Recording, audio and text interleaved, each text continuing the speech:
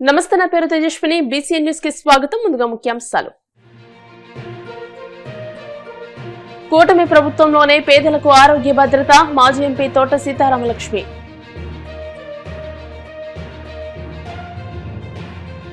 చంద్రబాబు పాలనలోనే రైతులకు న్యాయం జరిగిందని ఏపీఏసీ చైర్మన్ రామరాజు గొప్పలు చెప్పడం హాస్యాస్పదం. ఉండి నియోజకవర్గం వైఎస్ఆర్సీపీ ఇన్ఛార్జ్ పీవీఎల్.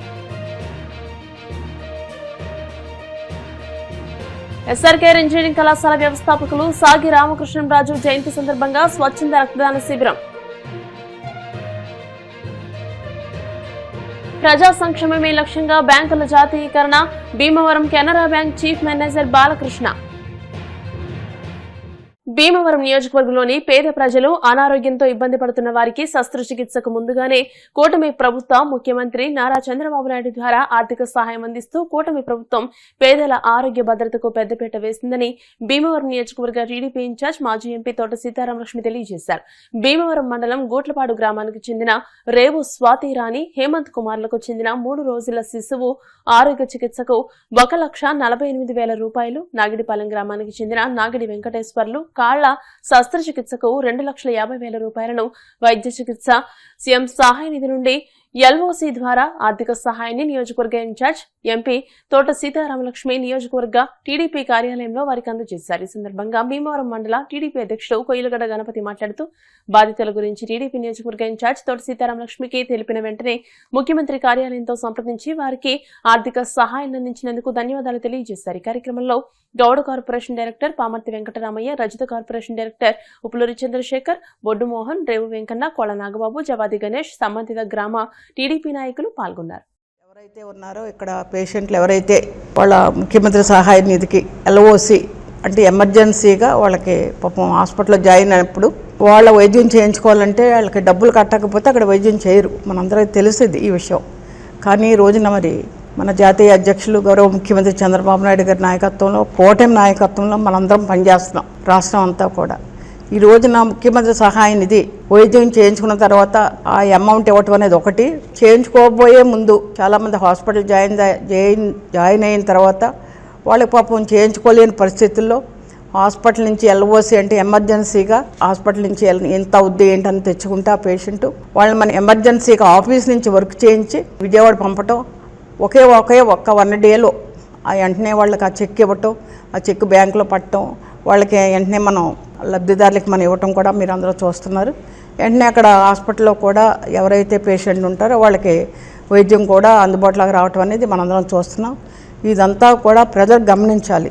ఈ రోజున రాష్ట్ర ప్రభుత్వం గత 5 సంవత్సరాల ప్రభుత్వంలో ఎన్నో లక్షల కోట్లాది రూపాయలు అప్పులతో అప్పచెప్పినప్పటికీ కూడా ఈ రోజున కార్యకర్తల కోసం కష్టపడ్డ 5 సంవత్సరాలు ఎవరైతే జెండా భుజాన్ని వేసుకుని మూసారో తెలుగుదేశం పార్టీ నిలబెట్టి ఆ ప్రతి కార్యకర్త కోసం కూడా ఈ రోజున ముఖ్యమంత్రి సహాయ నిధి కావచ్చు, ఇలాగే ఎమర్జెన్సీగా ఎల్ఓసీగా కావచ్చు వాళ్ళకి తగిన సహాయం అందించడం ఈ రోజున మనం రాష్ట్ర ప్రభుత్వం నుంచి మనం చేస్తున్నాం. ఈ రోజున అందరూ చూస్తున్నారు.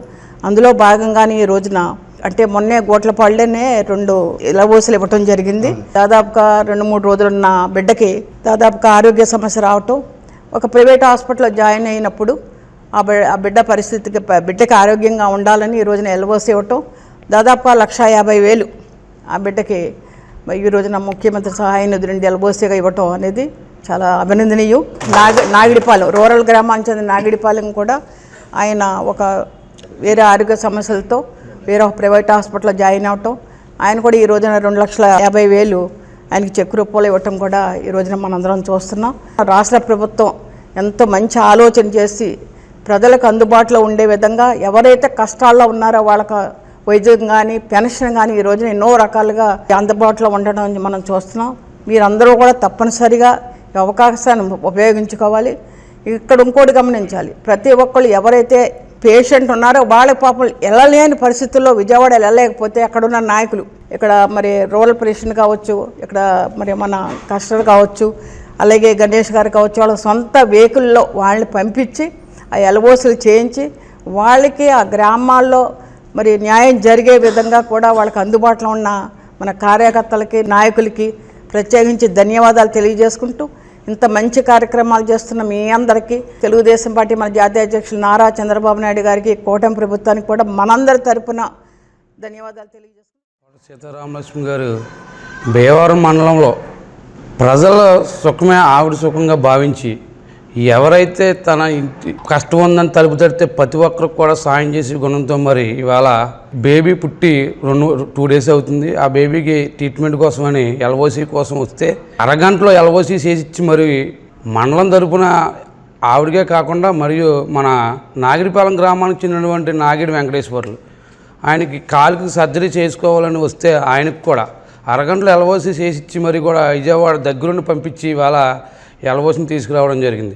బేబీకి చూస్తేనేమో 1,50,000 ఎల్ఓసి సెలెక్ట్ అవగా మరి పర్సన్కి నాగిడి వెంకటేశ్వరరావు గారు చూస్తే 2,50,000 సెలెక్ట్ అవ్వడం జరిగిందండి. ప్రజల క్షేమే తన క్షేమంగా భావించి మరి ఇంత కార్యక్రమాన్ని ముందుండి మా అందరిని ముందు పెట్టి కూడా ఆవిడ చేసుకెళ్తున్నారండి. ఆవిడకి మా భీమవరం మండలం తరపు నుంచి ధన్యవాదాలు తెలియజేసుకుంటున్నామని ఈ సందర్భంగా తెలియజేస్తున్నాం. ఎల్ఓసి వచ్చిన 2 వ్యక్తులకి మా మేడం గారి తరఫున ఎల్ఓసి అప్లికేషన్ అందివ్వడం జరిగింది. లాస్ట్ 3 రోజుల క్రితం ఇక్కడ మేడం గారి చేతుల మీదుగా 1,26,000 రూపాయలు ఎల్ఓసి ఇస్తే అది పట్టుకుని మేము గవర్నమెంట్ హాస్పిటల్కి వెళ్ళామండి. అక్కడ మాకు ఈ రేవు మోదీ అన్న అతను ఇంత ముందర పూర్వం వైఎస్ఆర్ కార్యకర్తని ఇతను వాళ్ళ మనవడు పుట్టాడు, సేమ్ మా మనవడికి కూడా ఇదే ఇబ్బంది అని తను చెప్పగా నేను మేడం గారి దృష్టిలో పెడితే పార్టీలకు అతీతంగా, వర్గాలకు అతీతంగా, మతాలకు అతీతంగా మనం చేయమని మన అధినాయకుడు గౌరవనీయులు ముఖ్యమంత్రి వర్యులు నారా చంద్రబాబు నాయుడు గారి ఆదేశాల మేరకు మనం గ్రామంలో ప్రతి ప్రజలకు కూడా ఎవరికైనా ఏదైనా ఇబ్బంది వస్తే అది చేయవలసిన బాధ్యత ఉంది. అది అతను లోగడ ఏ పార్టీ చేసినా సరే మనం వాళ్ళకి మంచి చేస్తే రేపు పొద్దున రాబో రోజుల్లో స్థానిక ఎలక్షన్లో కానివ్వండి, ముఖ్యమంత్రి ఎలక్షన్లో కూడా మనకు చేసే విధంగా వాళ్ళు ఖచ్చితంగా మారుతారు. ఖచ్చితంగా అటువంటి వాళ్ళకి ముఖ్యంగా చేసి పెట్టినని మేడం గారు మాకు చెప్పడం వల్ల మళ్ళీ అతన్ని తీసుకుని మా మండల ప్రెసిడెంట్ గారు, మా పార్టీ ప్రెసిడెంట్ గారు విజయవాడ వెళ్ళి డైరెక్ట్గా ఎల్ఓసి తీసుకుని 4 అవర్స్లో తీసుకుని మళ్ళీ ఇచ్చి అతనికి అందజేసామండి. మాకు ఈ విషయంలో కోఆపరేట్ చేసిన మా ఇన్ఛార్జ్ తోట సీతారామలక్ష్మి మరీ రుణపడి ఉంటామని మా గోట్లపాడు గ్రామం తరఫున మా మనవాడు హాస్పిటల్లో పెడితే సీతారామలక్ష్మి గారు మాకు చేసి పెట్టినందుకు ధన్యవాదాలు. 1,48,000 చేయాలన్నారు మేడం గారును సీఎం సార్ చేయించే వల్ల 2,50,000 పడ్డారు. ఆక్వా రైతులను కూటమి ప్రభుత్వమే మోసం చేస్తుందని, దానిని కప్పిపుచ్చుకోవడానికే చంద్రబాబు నాయుడు ముఖ్యమంత్రిగా ఉన్న సమయంలోనే రైతులకు న్యాయం జరిగిందని ఉండి మాజీ ఎమ్మెల్యే ఏపీఐసీ చైర్మన్ వంతెన రామరాజు గొప్పలు చెప్పడం హాస్యాస్పదంగా ఉందని వైఎస్ఆర్సీపీ ఉండి నియోజకవర్గ ఇన్ఛార్జ్ పీవీఎల్ నరసింహారాజు ఘాటు వ్యాఖ్యలు చేశారు. కాళ్ల మండలం పేదమిరం పార్టీ కార్యాలయంలో ఏర్పాటు చేసిన మీడియా సమావేశంలో ఆయన మాట్లాడుతూ కరోనా లాంటి కష్టకాలంలో లాక్డౌన్ ఉన్నప్పటికీ మాజీ ఎమ్మెల్యే రామరాజు రైతుల వద్ద అతి తక్కువ ధరకే రొయ్యలను కొనుగోలు చేశారన్న విషయం ఆక్వా రైతులందరికీ తెలుసని గుర్తు చేశారు. రాత్రి వేళల్లో బారికేడ్లను తొలగించి ఆటోలలో మహిళలను తరలించి రొయ్యల ప్రాసెసింగ్ యూనిట్లలో పనిచేయించి కోట్లాది రూపాయలు సంపాదించారనే విషయం ఆక్వా రైతులకు తెలుసునని విమర్శించారు. ఈ అక్రమాలపై అప్పట్లో తాము తహసీల్దార్కు కూడా ఫిర్యాదు చేయడం జరిగిందని తెలియజేశారు. అయితే ఎమ్మెల్యే పదవిని అడ్డం పెట్టుకుని ఆయన ఈ వ్యాపారాలు కొనసాగించారని ఆరోపించారు. ఈ నేపథ్యంలో ఆనాటి ముఖ్యమంత్రి జగన్మోహన్ రెడ్డి స్పందించి ప్రాసెసింగ్ యూనిట్ల యజమానులను హెచ్చరించి రొయ్యల ధరను 240 రూపాయలకు పెంచేలా చేసి రైతులకు మేలు చేకూర్చారని తెలియజేశారు. కోట్లాది రూపాయలు సంపాదించి ఇప్పుడు ఆక్వా రంగానికి ఏదో గొప్ప చేసినట్టు రామరాజు మాట్లాడడం విడ్డూరంగా ఉందని మండిపడ్డారు. ముందు ఆయన చేసిన పనుల గురించి తెలుసుకుని మాట్లాడితే బాగుంటుందని హితవు పలికారు. ఈ సమావేశంలో వైఎస్ఆర్సీపీ జిల్లా ఉపాధ్యక్షులు పెన్మెత్స దుర్గాప్రసాద్ రాజు, ఆకివీడు జెడ్పీటీసీ ఎండగండి శ్రీను, ఉండి మండల పార్టీ అధ్యక్షులు పెన్మెత్స ఆంజనేయరాజు, గలవెల్లి ధనుంజయ్, గుండు నాగేశ్వరరావు, కేజీఎఫ్, పెన్మెత్స రంగరాజు, కట్ట వెంకట్రావు, తులసి, పార్టీ నాయకులు, కార్యకర్తలు పాల్గొన్నారు. రైతులందరికీ కూడా జగన్ మాటిస్తే మాట కట్టుబడి ఉంటాడని, ఆయన వస్తేనే రైతు కష్టాలు తీరుతాయని చెప్పి ఎదురు చూస్తున్నారు. ఆ సమయంలో ఈ మీటింగ్ జరగటం, జగన్మోహన్ రెడ్డి గారు రావటం రైతులందరికీ ఎంతో ఊరటనిచ్చింది. 2024 మేనిఫెస్టోలో తెలుగుదేశం మేము అధికారంలోకి వస్తే ఆక్వా రైతులందరికీ కూడా జోనల్తో సంబంధం లేకుండా, ఎకరేజ్ తో కూడా సంబంధం లేకుండా అందరికీ కూడా ₹1.50 యూనిట్ కి కరెంట్ ఇస్తామని చెప్పి వాగ్దానం చేసి, అలాగే ట్రాన్స్ఫార్మర్ అన్ని కూడా సబ్సిడీ మీద రైతులకు ఇస్తామని, 24 గంటలు కరెంటు అంతరాయం లేకుండా కరెంట్ ఇచ్చి ఎవరికి కూడా జనరేటర్లు కూడా అవసరం లేకుండా చేస్తామని చెప్పి మాటిచ్చి, రైతులందరూ కూడా ఒక ట్రాన్స్ఫార్మర్ పెట్టుకోవాలంటే లక్షల్లో డబ్బులు కట్టవలసి వస్తుంది. కరెంట్ ఛార్జీలే కాకుండా వేరే పెనాల్టీ అని, ఓవర్లోడ్ అని లక్షలాది రూపాయలు ఆక్వా రైతుల దగ్గర కట్టించడం కూడా రైతులందరికీ తెలుసున్న విషయమే. అలాగే మరి ఇక్కడికి వస్తే మేము ఏదైనా ఇబ్బంది వస్తే రైతులు వారి రొయ్యల్ని నిల్వ చేసుకుంటానికి కోల్డ్ స్టోరేజీలు కడతామని, మరి మార్కెట్ ని కూడా ఎప్పటికప్పుడు మేము నిర్ణయిస్తూ ఉంటామని చెప్పి రైతులకు గిట్టుబాటు ధర వచ్చేలాగా చూస్తామని చెప్పి కూడా మాట ఇవ్వడం జరిగింది.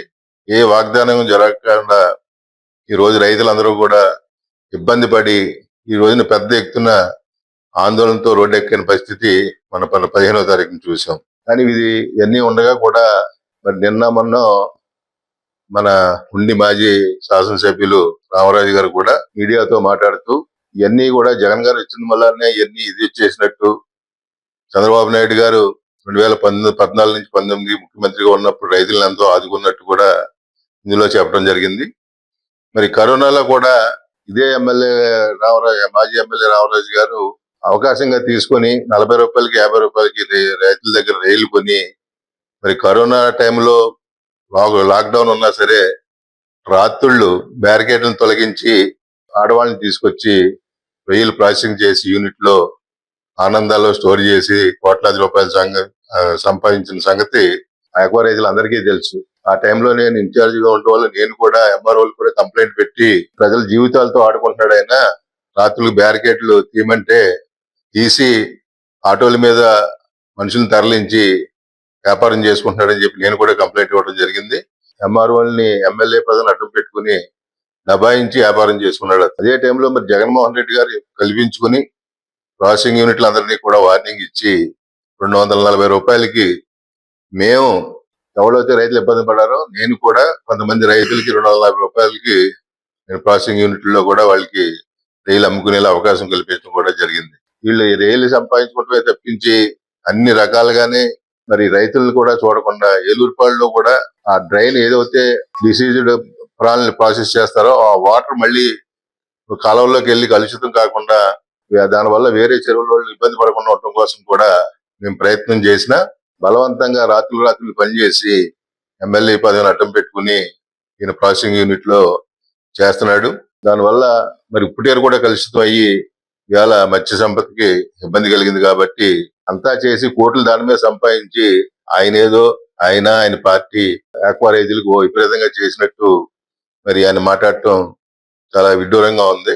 ముందు ఆయన ఏంటో తెలుసుకుని తర్వాత మాట్లాడితే బాగుంటుందని ఈ సందర్భంగా తెలియజేసుకుంటాం. ఇది ఎలక్షన్ ముందు రామరాజు గారు ఇచ్చిన మేనిఫెస్టో ఇదే ఫ్లెక్సీలు కట్టి రైతులు మోసం చేసి ఓట్లు వేయించుకోవడానికి ప్రయత్నం చేసింది. ఏలూరుపాడులో కూడా రైతులు ఆందోళన చేస్తున్నా బలవంతంగా రాత్రులు లైన్లు తవ్వుకెళ్లి ఉప్పుటేరులో కలిపిన దృశ్యం ఇది పంటకాలంలో చెల్లింది కాబట్టి ఈ పైపు ఏమాత్రం లేకపోయినా తాగే వాళ్ళకి ఇబ్బంది, ఎక్కువగా నీళ్లు తోలుకున్న వాళ్ళందరికీ రైలుకి కూడా ఈ డిసీజులు వచ్చే అవకాశం ఉంది. ప్రాసెసింగ్ యూనిట్ లో వచ్చే రైలన్నీ కూడా డిసీజ్ ఉన్నప్పుడే రైతు కూడా హార్వెస్ట్ చేయడం జరుగుతుంది. అలాంటప్పుడే ఈ డిసీజ్ ఉన్న రైలుని ప్రాసెస్ చేసి ఆ నీరంతా కూడా ఇలా బయటకు వదలటం వల్ల అది వెళ్ళినంతలకు కూడా వైరస్ వెళ్ళి ఎంతో మంది రైతుల చెరువులు వైరస్ పాలయ్యే అవకాశం ఉంది. అవన్నీ కూడా లెక్క చేయకుండా అధికారాన్ని అడ్డం పెట్టుకుని ఆయన ఇష్టానుసారంగా రైలు మీద వ్యాపారాలు చేసి మరి కోట్లు సంపాదించి మరి రైతులకు ఎన్నో కోట్ల రూపాయల నష్టం వచ్చేలాగా చేస్తున్న అతను ఏదో తెలుగుదేశం ప్రభుత్వంలో ఉన్నట్టు ఏదో రైతులు ఉద్యోగానికి వీళ్ళు వచ్చినట్టు కూడా ఆయన మాట్లాడటం చాలా విడ్డూరంగా ఉంది. ఇవన్నీ కూడా ప్రజలు గమనించాలని చెప్పి భీమవరం పట్టలేనంత విధంగా ఈ చుట్టుపక్కల జిల్లాల నుంచి కూడా ఇక్కడికి రైతాంగం వచ్చి వాళ్ళ యొక్క సమస్యను చెప్పుకోవటం జరిగింది. ఇంత హైయెస్ట్ విధంగా వచ్చిన ఈ రైతుల ఉద్యమాన్ని తెలుగుదేశం ప్రభుత్వం జీర్ణించుకోలేక నిన్నటి రోజున ఉండి నియోజకవర్గ మాజీ ఎమ్మెల్యే గారు అయినటువంటి రామరాజు గారు ప్రెస్ మీట్ పెడుతూ తెలుగుదేశం ప్రభుత్వంలోనే రైతాంగానికి మంచి జరిగిందని, తెలుగుదేశం ప్రభుత్వంలో ఏమీ రేట్లు పెరగలేదని, వైఎస్ఆర్ ప్రభుత్వంలోనే రేట్లు పెరిగినాయని మరి ఆయన్ని చెప్పడం జరిగింది. కరెంట్ ఛార్జీలు తగ్గించమని రకరకాలుగా నువ్వు కూడా ఎమ్మెల్యేగా 14-19 ఉన్నప్పుడు కరెంటు ఛార్జీలు తగ్గించమని చెప్పేసి బట్టలు ఇప్పుకుని రోడ్డు మీద ఉద్యమాలు చేసావు. మరి అదే రోజుల్లో కరెంట్ ఛార్జీలు తగ్గించమని నువ్వు ఏ విధంగా ఉద్యమాలు చేసావో మరి వైఎస్ఆర్ గవర్నమెంట్ లో 2019 నుంచి 24కి ఫీడ్ రేట్లు పెంచుంటే కనుక రైతుల తరపున నువ్వు ఎందుకు ఆయాల ఉద్యమం చేయలేదని పత్రికా ముఖంగా కూడా నేను ప్రశ్నిస్తున్నాను. ఈ తెలుగుదేశం ప్రభుత్వం, ఈ కూటమి ప్రభుత్వం ఎంత దారుణంగా ఉందనంటే ఒక ఎక్స్పోర్టర్ చేత అతను కూడా నిన్న మీడియా ముఖంగా మాట్లాడుతూ నేను కూడా ఒక ఎక్స్పోర్టర్ అని చెప్పుకుంటున్నాడు. మరి ఎక్స్పోర్టర్ గా నువ్వు ఉన్నప్పుడు రైతుల తరపున మాట్లాడాలంటే ఒక పెద్ద రైతు చేత అతను బాధల గురించే చెప్పాలి, కానీ ఒక ఎక్స్పోర్టర్ ని తీసుకొచ్చి ప్రెస్ మీట్ ఇప్పించడం అంత దౌర్భాగ్య స్థితిలో ఈ కూటమి ప్రభుత్వం ఉందని చెబుతూ, మరి ఇదే రామరాజు తన ఎమ్మెల్యేగా మళ్ళీ రెండోసారి పోటీ చేయటం కోసం ఉండి నియోజకవర్గంలో ట్రాన్స్ఫార్మర్లన్నీ కూడా సబ్సిడీ మీద ఇస్తానని పెద్ద పెద్ద హోల్డింగ్స్ పెట్టి ప్రసారం చేయటం జరిగింది. తెలుగుదేశం ప్రభుత్వం వచ్చిన తర్వాత ఎంత మందికి ప్రభుత్వం ద్వారా ఒక్క ట్రాన్స్ఫారం అయినా రేటు తగ్గించి 1000 రూపాయలైనా తగ్గించి నువ్వు ఏమన్నా ఒక్క ట్రాన్స్ఫారం ఇచ్చావేమో దాని డేటా తోటి పేపర్స్ తోటి ఎదురుగుండా కూర్చుని దీని మీద డిస్కస్ చేయడానికి మేము రెడీగా ఉన్నాం. ఎన్ని ట్రాన్స్ఫారాలు ఎన్ని 1000 రూపాయలు తగ్గించి నువ్వు ఇచ్చావో చెప్పవలసిందిగా అన్ని విమర్శలు మళ్ళీ వైఎస్ఆర్ పార్టీ వలన ఇవన్నీ వచ్చినాయని ఆయన చెబుతుంది చాలా విడ్డూరంగా ఉంది. గత ఎలక్షన్ లో మేము రూపాయన్నర కరెంటుకి మొత్తం అందరికి ప్రతి రైతు కనెక్షన్ కి అక్వా రైతులందరికీ రూపాయన్నరకే సబ్సిడీ ఇస్తామని పట్ల ఫంక్షనాల్లో చెబుతుంది జరిగింది. అలాగే ట్రాన్స్ఫార్మర్ల మీద చెబుతుంది జరిగింది. ఎక్స్పోర్టర్ ఆయనే, ఫీడ్ డీలరు ఆయనే, అన్ని ఆయనే. రైతు బాధలన్నీ కూడా తెలిసింది కూడా ఆయన అలా మాట్లాడటం గమనార్హం. అన్ని రా మెటీరియల్స్ పెరిగినాయి అని చెప్పారు. గవర్నమెంట్ వచ్చిన తర్వాత సోయా గాని ఆ ఫిష్ ఆయిల్ గాని అన్ని చాలా 40% తగ్గినాయి. మరి అప్పుడు ఎందుకు తగ్గించలేదని ఆయన్ని మేము అడుగుతున్నాం. మరి అప్పుడు తగ్గించాలి కదా, తగ్గినప్పుడు అప్పుడు రైతులు ఎంతమంది చెప్పినా ఏమీ పట్టించుకోలేదు. కోవిడ్ లో కూడా ఆయన ఎంత ఈ రైతుల మీద ఆయన రైతులు సపోర్ట్ చేస్తాం మానేసి మాకు ఈ ఉండి నియోజకవర్గంలో ఆ రోజున జగన్మోహన్ రెడ్డి గారు మినిస్టర్లను పంపి మోపిదేవి వెంకటరామన్ వాళ్ళందరినీ మీటింగ్ పెడితే పివిఎల్ నరసింహరాజు గారి ఆధ్వర్యంలో మేము ఎన్నో టన్నులు స్టోరేజ్ చేసుకుంటాం, లేదంటే ఆనందవనంలో కానీ అక్కడ గోదావరి దాంట్లో కానీ మాకు కల్పించారు. అలాగే ఎంతో మందికి కల్పించారు. కానీ ఆయన అయితే 60 రూపాయలకి 70 రూపాయలకి కాయగూర రేట్లకే రైలు కొనడం జరిగింది. మరి ఆయన కూడా మా మీద మీడియా ముందరకు వచ్చి విమర్శలు చేస్తాం ఏంటంటే స్వాతంత్ర్యంలో కమలాసంలా ఉంది. ఇది జనం అందరూ గమనిస్తున్నారు. దీన్ని బట్టి ఆయన చాలా జాగ్రత్తగా మాట్లాడాలని తెలియజేస్తారు. రైతులు ఫీడ్ ధరలు పెరిగి మరి ఎంతో సమస్యల్లో కూరుకుపోయారని చెప్పి వారికి అండగా బాసటగా మరి ధైర్యం చెప్పడం కోసం జగన్మోహన్ రెడ్డి గారు భీమవరం రావటం, దానికి మీరు మరి రైతుల్ని నిర్బంధించడం వాస్తవం కదా, ఆ మీటింగ్కి రాకుండా. అయినప్పటికీ రైతులు కట్టలు దించుకొని జగన్ గారు పెట్టిన సమావేశానికి హాజరవడం వాస్తవం కదా. ఈ సభ విజయవంతమైందని చెప్పేసి ఇలాగా ఎమ్మెల్యే మాజీ శాసనసభ్యులు రామరాజు గారు ఇలా మాట్లాడడం అంటే ఎంత హాస్యాస్పదంగా ఉందనంటే, మరి కరోనా టైంలో మీరు ఏం చేశారంటే రాంబాబు గారు, మరి కేంద్రం విపత్తు, జాతీయ విపత్తు కరోనా, మనిషి కూడా మరి రెడ్ జోను, గ్రీన్ జోను అలాగే జోన్లుగా విభజించి ఆ వ్యాధి ప్రబలకండగా హెల్త్ డిపార్ట్మెంట్ మరి ఒక నిబంధనలు పెడితే నిబంధనలన్నీ మీ ఎమ్మెల్యే గిరిని అడ్డు పెట్టుకుని తొమ్మలో తొక్కి మీరు బారికేట్లు తొలగించి మీ ప్రాసెసింగ్ యూనిట్లలో మహిళల్ని మరి అక్రమంగా మీరు ఆ మహిళల్ని పనిచేయించడానికి తీసుకెళ్లి మీ ప్రాసెసింగ్ యూనిట్ లో పని చేయించుకొని రొయ్యల్ని తక్కువ ధరకే 50 రూపాయలకి అలా కొనుక్కొని దాచుకొని మీరు లాభపడిన మాట వాస్తవం కాదా అని మేము అడుగుతా ఉన్నాం. ఈ మాట మేం చెబుతున్నదే కాకుండా మరి మీ కార్యకర్తలే మీ కూటమికి ప్రజెంట్ మీ కూటమికి సంబంధించిన వారే మా ఎమ్మెల్యే గారి బాగు కోసమే ఈ కరోనా వచ్చిందన్న మాట వాస్తవం కాదా అంటే నియోజకవర్గంలో ఉన్న మీ కూటమి నాయకులను అడిగితే రక్తదానం ప్రాణదానంతో సమానమని విద్యార్థి దశ నుండి సేవా స్ఫూర్తి ప్రతి విద్యార్థుల్లోనూ ఉండాలని సాగి రామకృష్ణరాజు ఇంజనీరింగ్ కళాశాల సెక్రటరీ అండ్ కరెస్పాండెంట్ సాగి రామకృష్ణ నిశాంత్ వర్మ పేర్కొన్నారు. కళాశాల ఎన్ఎస్ఎస్ విభాగం ఆధ్వర్యంలో కళాశాల వ్యవస్థాపకులు సాగి రామకృష్ణరాజు జయంతి వేడుకల సందర్భంగా శనివారం కళాశాల ప్రాంగణంలో రక్తదాన శిబిరాన్ని ఏర్పాటు చేశారు. ఈ సందర్భంగా జరిగిన కార్యక్రమంలో కళాశాల ప్రిన్సిపల్ డాక్టర్ కేవీ మురళీకృష్ణరాజు మాట్లాడుతూ 150 మంది విద్యార్థులు ఒకేసారి రక్తదానం చేయడం అభినందనీయమని అన్నారు. ముందుకొచ్చిన విద్యార్థులను అభినందించారు. ఏలూరు ఆశ్రమ hospital, Bhimavaram Anand blood bank వారి సహకారంతో ఈ కార్యక్రమాన్ని నిర్వహించారు.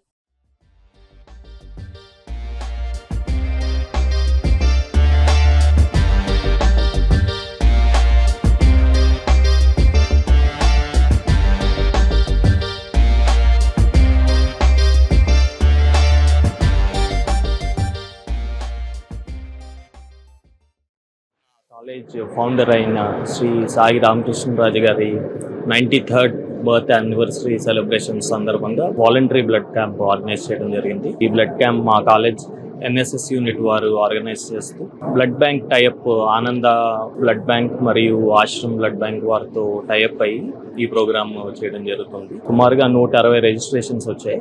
ఈ ప్రోగ్రామ్ ఎవ్రీ ఇయర్ చేస్తాం మేము. ఈ ప్రోగ్రామ్ సక్సెస్ అయ్యి ఇంకా ఎవ్రీ ఇయర్ మరికొన్ని రిజిస్ట్రేషన్స్ పెరుగుతాయని.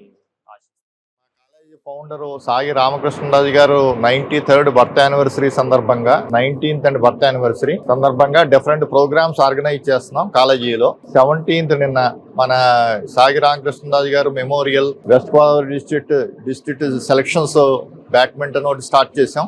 3 days జరుగుతున్నాయి. దానిలో భాగంగా బ్లడ్ డొనేషన్ క్యాంప్ పెట్టామండి. ఆనంద బ్లడ్ గ్రూప్ కి ఆశ్రమ్ కాలేజీ వారి బ్లడ్ బ్యాంక్ కి కూడా ఇవ్వటం జరుగుతుంది. చాలా స్టూడెంట్స్ చాలా మంది యాక్టివ్ గా పార్టిసిపేట్ చేస్తున్నారు. ఈ బ్లడ్ అంతా కన్సర్న్ బ్లడ్ బ్యాంక్స్ ఆనంద blood bank, Ashram blood bank కి ఇవ్వటం జరుగుతుంది. రేపు దానిలో భాగంగా గ్రాడ్యుయేషన్ డే సెలబ్రేట్ చేస్తున్నాం. అంటే 26 లో కంప్లీట్ అయిన స్టూడెంట్స్ అందరికీ సర్టిఫికేట్స్ ఇవ్వటం జరుగుతుంది. ఇవన్నీ కార్యక్రమాలు చేస్తున్నాం. అందరూ కూడా పార్టిసిపేట్ చేసి దీన్ని సక్సెస్ చేస్తారని ఆశిస్తున్నాం. సాగి రామకృష్ణరాజు గారు 93వ బర్త్ యానివర్సరీ సందర్భంగా మా కాలేజ్ స్టూడెంట్స్ అందరూ బ్లడ్ డొనేషన్ క్యాంప్లో లార్జ్ నెంబర్లో బ్లడ్ డొనేషన్ క్యాంప్ కండక్ట్ చేస్తున్నాం. ఈ క్యాంప్లో మా స్టూడెంట్స్ అందరూ పాల్గొని బ్లడ్ డొనేషన్ కార్యక్రమము చేస్తున్నాం. ప్రజా సంక్షేమమే లక్ష్యంగా భారత ప్రభుత్వం తీసుకున్న విధానపరమైన నిర్ణయాల్లో బ్యాంకుల జాతీయకరణ ఒకటని, ఇది బ్యాంకుల సేవలను సామాన్యులకు చేరవేసిన విప్లవాత్మక సంస్కరణని Canara bank chief manager Balakrishna అన్నారు. భీమవరం KGRL కళాశాలలో శ్రీ విజ్ఞాన వేదిక ఆధ్వర్యంలో శనివారం బ్యాంకుల జాతీయకరణ దినోత్సవ అవగాహన సదస్సు నిర్వహించారు. బాలకృష్ణ మీడియాతో మాట్లాడుతూ నేడు బ్యాంకుల శాఖలు గ్రామాల బాట పట్టాయని, బ్యాంకింగ్ లో ఆధునిక విధానాలు కూడా వచ్చాయని అన్నారు.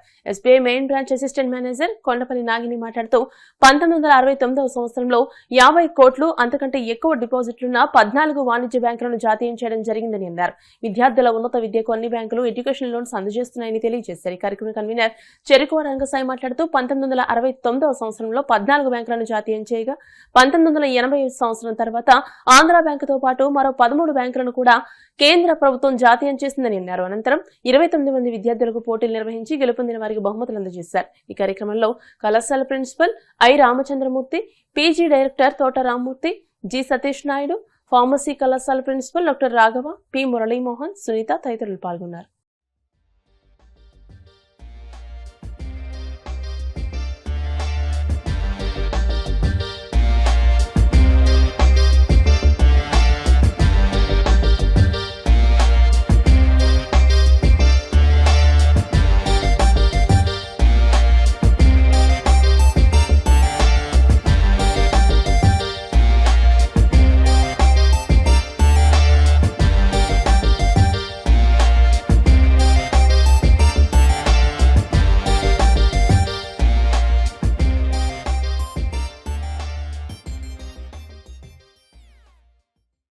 చేయాలంటే మన ఐడెంటిటీ ప్రూఫ్, అడ్రస్ ప్రూఫ్ తో పాటు ఎవరైనా ఇంట్రడ్యూసర్ అనే ఒక కాన్సెప్ట్ ఉండేది. అంటే మనకు తెలిసిన వాళ్ళు మీరు ఫలానా అని అక్కడ సంతకం చేసేవాళ్ళు, అంటే ఎగ్జిస్టింగ్ అకౌంట్ హోల్డర్.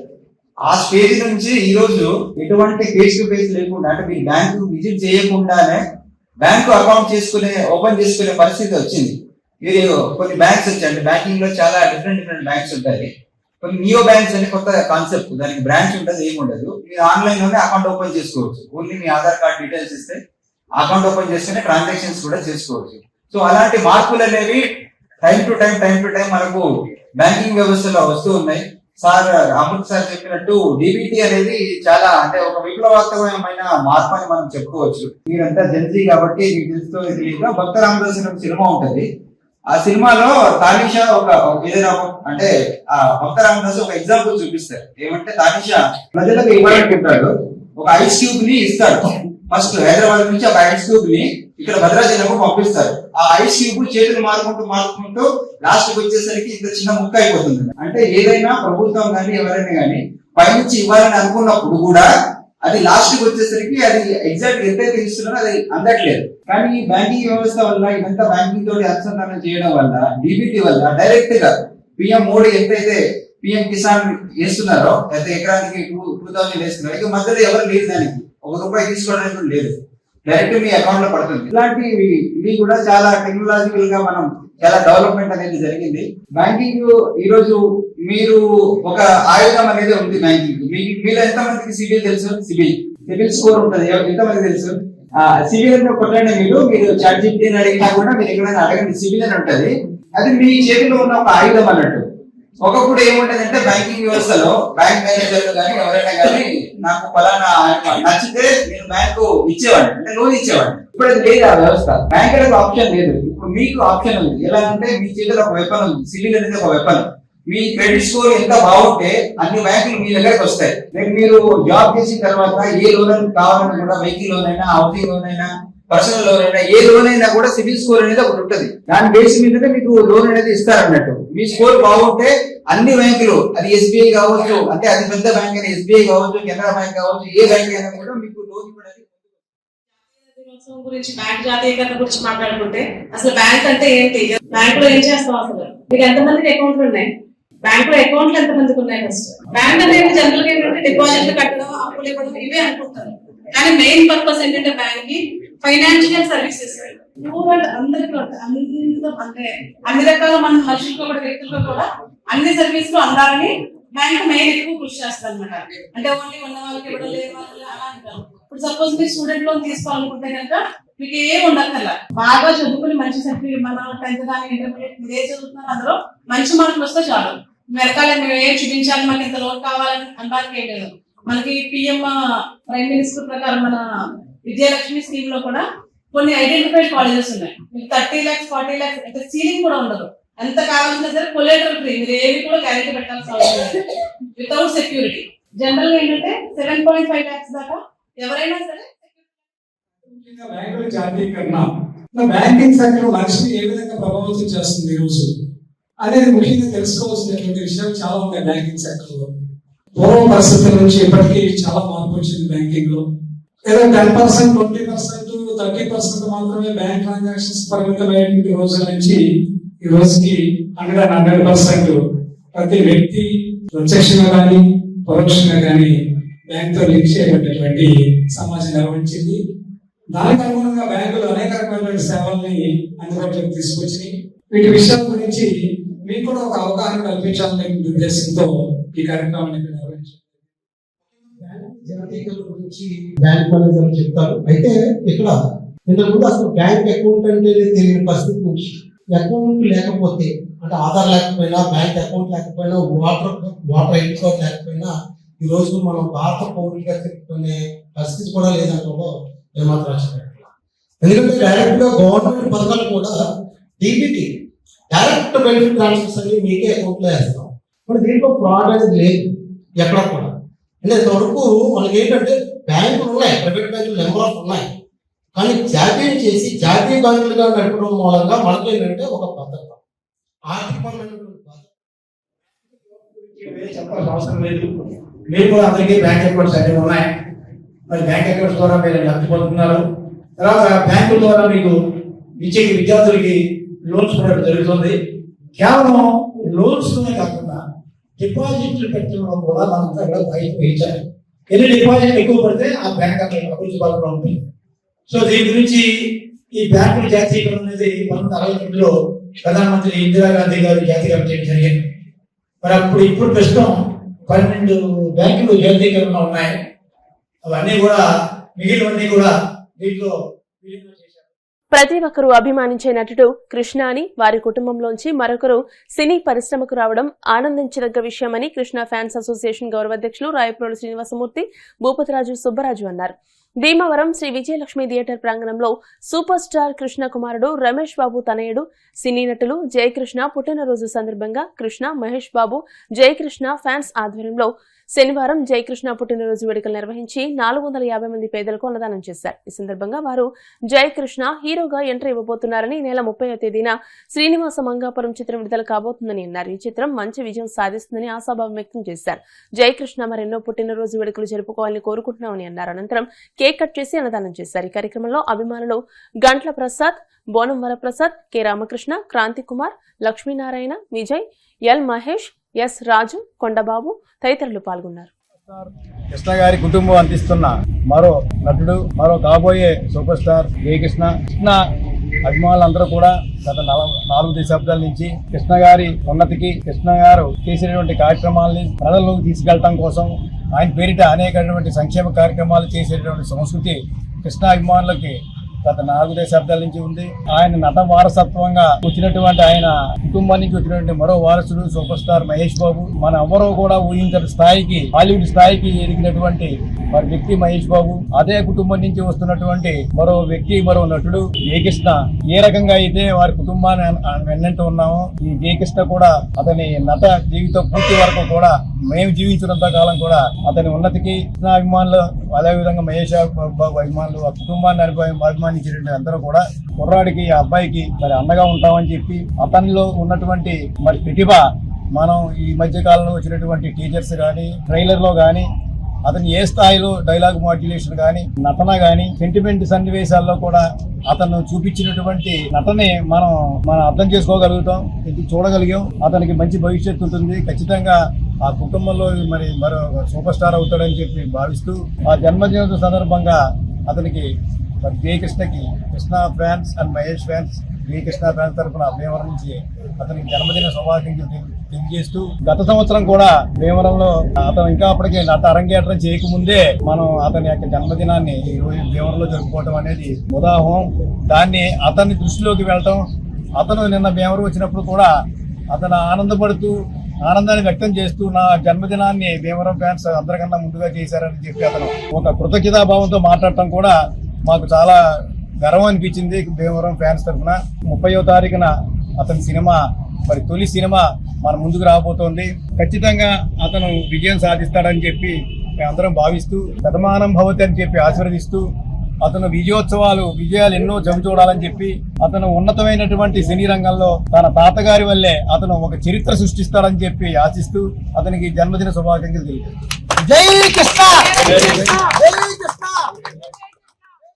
నిత్యావసర సరుకులు త్వరలో చౌక డిపోల ద్వారా పంపిణీ చేస్తామని రాష్ట్ర పౌర సరఫరాల శాఖ కమిషనర్ కన్నబాబు వెల్లడించినట్లు వినియోగదారుల సంఘాల రాష్ట్ర సమాఖ్య గౌరవ అధ్యక్షులు బొబ్బిలి బంగారయ్య అన్నారు. మండల కేంద్రమైన ఆకివీడులో ఏర్పాటు చేసిన మీడియా సమావేశంలో ఆయన మాట్లాడుతూ, తాడేపల్లి కార్యాలయంలో కమిషనర్ కన్నబాబును మర్యాదపూర్వకంగా కలిసి వినియోగదారుల ఉద్యమంపై పలు సూచనలు జారీ చేసినట్టు తెలియజేశారు. ఈ సమావేశంలో వినియోగదారుల సంఘాల ప్రతినిధి మూర్తి పాల్గొన్నట్టు తెలిపారు.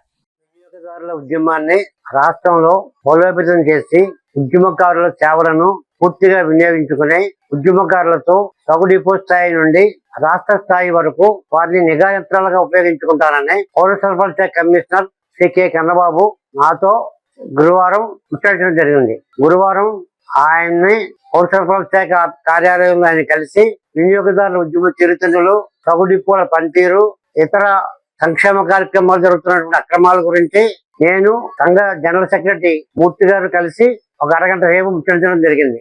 ఆ సందర్భంగా ఆయన ఉద్యమాన్ని బలోపేతం చేయాలని అనుకుంటున్నాం. దేశంలోని అత్యున్నతమైనటువంటి శక్తి సామర్థ్యాలు గల మన ఉద్యమం మన రాష్ట్రంలో ఉంది, ఆంధ్రప్రదేశ్ లో. కాబట్టి ఉద్యమాన్ని బలోపేతం చేయడమే కాకుండా మేము అందరికీ నిఘాయంత్రాలకు ఉపయోగించుకుంటామని స్టేట్ విజిలెన్స్ కమిటీలో కూడా ఈ లోటుపాట్లు జరిగాయి. వాటిని సవరించి కొంతమంది ఉద్యమకారుల్ని మరలా స్టేట్ అడ్వైజరీ సలహా కమిటీకి స్టేట్ మన స్పెషల్ ఇన్విటేషన్ తీసుకుంటామని కూడా చెప్పడం జరిగింది. మరి చంద్రబాబు గారు చక్కటి ఆఫీసరు. ఆయన 96 నుంచి 2000 వరకు వెస్ట్ గోదావరి నరసాపురంలో తొలిసారిగా ప్రారంభోత్సవ ఉద్యోగం నరసాపురం డివిజన్ లో ఆర్డీఓగా పనిచేశారు. 4 ఏళ్ళు ఇక్కడ. ఆయనతో 4 సంవత్సరాలు కూడా ఈ డివిజన్ మంచి గుర్తింపు వచ్చింది, మంచి పేరు వచ్చింది. ఆ గుర్తింపును చూసి ఇప్పుడు కమిషనర్ గా ఎదిగారు. అనేక డిపార్ట్మెంట్ లో ఎక్కడ చేసినా కూడా మంచి పేరు ప్రఖ్యాతి సంపాదించి ముందుకు సాగారు. శ్రీ కన్నబాబు అంటే రాష్ట్రంలోనే గుర్తింపు పొందారు ఆయన. మన సందర్భంగా మేము వెళ్ళిన తర్వాత, మాతో మాట్లాడిన తర్వాత ఆయన మాకున్న పరిచయం బట్టి, నేను ఆయనతో 4 ఏళ్ళు చేసినటువంటి సేవలను బట్టి నేను ముఖ్యంగా ఆయన సేవలను నెంబర్ వేసుకుంటూ, మర్చిపోయిన ఆయన సేవలను గుర్తు చేసుకుంటూ నేను ఆయనకి ఆవాళ పౌర సరఫరా శాఖ కార్యాలయం నేను మూర్తి గారు కలిసి సన్మానం చేయడం జరిగింది. ఆయన సన్మానాలు గారికి ఇష్టపడరు, కానీ నేను బలవంతంగా ఆయన సన్మానం చేయడం జరిగింది. ముఖ్యంగా మేము కోరేది ఏంటంటే వినియోగదారుల ఉద్యమం బాగా కల్తీలు, దగ్గర మోసాలుగా నిలయంగా మారింది. ముఖ్యంగా రాష్ట్రంలో కల్తీ వస్తువులు బాగా నాట్యం చేస్తున్నాయి, అరాచక నాట్యం చేస్తున్నాయి. మరి అధికారులు నామాత్రపు తనిఖీలు చేస్తున్నారు, తనిఖీలు చేసి మంత్రంగా వెళ్ళిపోతున్నారు. అలా కాకుండా చక్కని పరిపాలన అందించి ఉద్యమాన్ని బలోపేతం చేయాలని విజిలెన్స్ కమిటీలోను మండల స్థాయి నుండి, గ్రామ స్థాయి నుండి, సబ్ స్థాయి నుండి కూడా కమిటీలు ఏర్పాటు చేయాలని చెప్పి మేము కోరటం జరిగింది. దానికి అంగీకరించారు. గ్రామ స్థాయిలో ముఖ్యంగా సబ్ స్థాయి నుండి రాష్ట్ర స్థాయి వరకు కూడా కమిటీలు ఏర్పాటు చేసి వినియోగదారుల ఉద్యమకారుల సేవలు ఉపయోగించుకుంటామని చెప్పడం జరిగింది. ఉద్యమకారులకు గౌరవం, గుర్తింపు వచ్చే విధంగా నేను అనేక కమిటీల్లో వాళ్ళు తీసుకుంటానని, కొత్త కమిటీలు ఏర్పాటు చేస్తామని అని చెప్పడం జరిగింది. 1-2 నెలల్లో సబ్ డిపోల ద్వారా నిత్యావసర వస్తువులు పంపిణీ చేయాలనుకుంటున్నాం. మంచి వస్తువులు, కొన్ని వస్తువులు సబ్ డిపోల ద్వారా తక్కువ ధరలకు అందించే ప్రయత్నాలు మేము చేస్తున్నాం, కసరత్తు చేస్తున్నాం. త్వరలో సబ్ డిపోల ద్వారా కొన్ని వస్తువులు ప్రారంభోత్సవాలు చేసి మేము అమ్ముతాం. కాబట్టి వినియోగదారులకి సరసమైన ధరలకు అమ్మే ప్రయత్నాలు చేస్తాం. కాబట్టి ఆయన చెప్పడం జరిగింది. కన్నబాబు గారు సేవలను కూడా మన రాష్ట్రం ఉపయోగించుకోవాలని, మంత్రి గారు కూడా కన్నబాబు గారికి అండగా ఉండి, ఆయన చక్కని అధికారి కాబట్టి ఈ వినియోగదారుల ఉద్యమాన్ని బలోపేతం చేయడానికి కృషి చేయాలని, విజిలెన్స్ కమిటీల్లో కూడా ఉద్యమకారులకి అండదండలుగా ఉండాలని కోరుకుంటూ కన్జ్యూమర్ మూవ్మెంట్ ని రాష్ట్ర స్థాయిలో దిగునీకృతమైనటువంటి ఉత్సాహంతో ముందుకు తీసుకెళ్లాలని కన్నబాబు గారు రిక్వెస్ట్ చేస్తూ, కన్నబాబు గారు లాంటి అధికారి మాకు రావడం అదృష్టంగా భావిస్తూ ఆయన సేవలని ఉపయోగించుకుని మా ఉద్యమాన్ని బలోపేతం చేసి సబ్ డిపోల ద్వారా కూడా నిత్యావసర వస్తువులు అమ్మే విధంగా కృషి చేసి ముందుకు సాగి ఉద్యమ పటిష్ట కోసం నా వంతు సహకారం అందిస్తానని, మరి నాకు ఇంచుమించుగా వినియోగదారుల ఉద్యమం ద్వారా మీ ఈసీ ఇచ్చేటువంటి కృషి వల్ల 140 అవార్డులు తీసుకున్నాను. మరి అవార్డులు అవడానికి కారణం మన సేవలే ముఖ్య కారణం. సేవ చేస్తే అదే అవార్డులు వస్తాయని చెప్పడానికి ఉదాహరణగా నేను మీకు కనపడతాను. కాబట్టి ఈసీ వారికి కూడా నాకు చక్కని సహకారం తెలుపుకుంటూ, మరి కన్నబాబు గారి సేవలకి మనం అందరూ కూడా ఉపయోగించుకుని వినియోగదారు ఉద్యమాన్ని నిత్యావసర పంపిణీ చేసే విధంగా కృషి చేద్దామని ఆశిస్తూ ఇప్పుడు కాసేపు ప్రకటనలు.